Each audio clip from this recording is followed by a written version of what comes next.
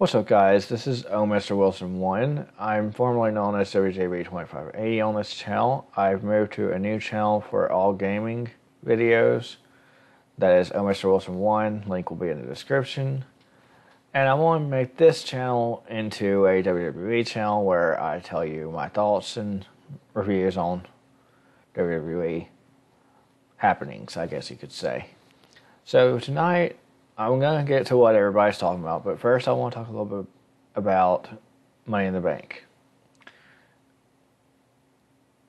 First of all, Money in the Bank has been pretty lackluster for the past few years. The last really good Money in the Bank was CM Punk versus John Cena, which I'm sure WWE would like to top considering CM Punk was in it. So in order to do that, they need a much better match, and they haven't had one. And last year, having Sheamus win the big Money in the Bank match was probably the worst thing they could have done to try and top it. So this year, they have a chance. Sure, it's not much of a chance. There are still a lot of fans who definitely will not be as impressed by this, and I know I'm one of them who wouldn't be as impressed by this, but it at least would be a good pay-per-view.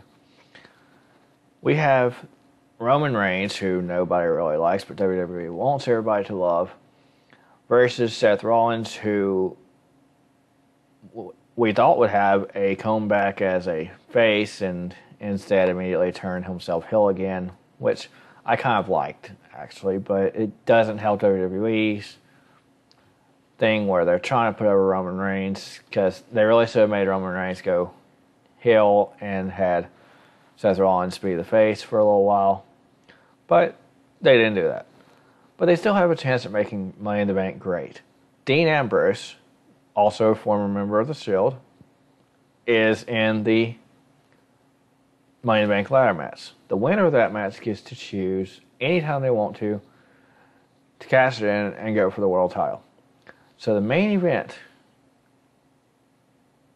could get to be a triple threat match, actually. If Dean Ambrose wins, he could cash in his Money in the Bank during the main event, and it could be a triple threat match between all three members of the Shield. Let me know what you think of that in the comments below. If you like that idea, if you think there's any chance whatsoever WWE will actually do it. I don't think that there is, because it would be something fans would actually enjoy, and that's not really WWE's point right now. But let me know in the comments if you think that's what's going to happen, or what you think should happen. What do you think would make it better?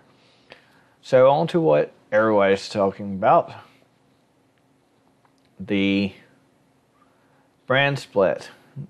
What is trending on Facebook right now is that SmackDown's going live, but that's not really what anybody's talking about. What people are talking about is the brand split, where Raw and SmackDown are going to be with different people on different shows, which I get. There's getting to where there's being more people in the company, but also we have 3 hours of Raw right now, and that's going to kind of be harder to do, because we got 3 hours of Raw, and we barely have enough people in the company to fill those 3 hours as it speaks, who aren't on the injured list, by the way. Let's add that in there. So how are you going to have enough people to have 2 shows like that? I'm not sure how that's going to work out yet. They may have enough people to do it, but I just don't see it. And a lot of people didn't care for the brand split to begin with, because some of their favorite superstars were on a different show. Now this time it's better, because both shows are on the same network. In the earlier times, in fact, the first time that they did it, I think SmackDown was still on UPN, or the CW, whatever it was called at the time. So there were a lot of people who, because that channel wasn't very popular, couldn't get that channel even. So, I'm pretty sure that this is when Ray went to SmackDown for the first time. That really ticked off a lot of people, because they couldn't watch Rey Mysterio, and they really wanted to. There were a lot of superstars who were like that. It wasn't just Ray, but there were a lot of superstars who went to SmackDown, and people were going, well, I guess I'm going to stop watching because I can't watch my favorite superstar anymore. And yes, it seemed to be good in the ratings, I must say, especially compared to today. But like I said, there were a lot of people who expressed that they didn't like it because different wrestlers that they liked weren't on the show that they could view. But on WWE's side, I can see where it's great because it makes it to where SmackDown gets a big push.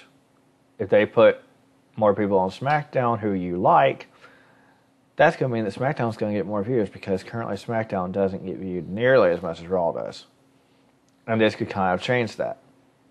The other thing is I kind of figured this was going to happen when Shane and Stephanie were both told that they were running Raw. I figure it'll be one of them runs Raw, one of them runs SmackDown. It'll be just like when Eric Bischoff and Stephanie McMahon were running things where Bischoff was running Raw and Stephanie was running SmackDown. I figure it'll be something similar to that. So it's something that we've seen before. It's something that's comfortable. It doesn't go too far out of the realm of possibility to be a great thing. So it might actually turn out to be pretty good, but there's a lot of people who are saying no. Not a good time for it, there's a lot of people saying no. That's what I'm mainly seeing. I don't really see very many people going, yes, this is definitely what I want to see in WWE, a brand split. So it's kind of iffy, but I'm eager to see how it turns out. And that's my thoughts on what's going on today. Let me know in the comments what your thoughts are. And again, on the Money in the Bank match, let me know your thoughts on that one too. And keep watching for more great videos. Bye.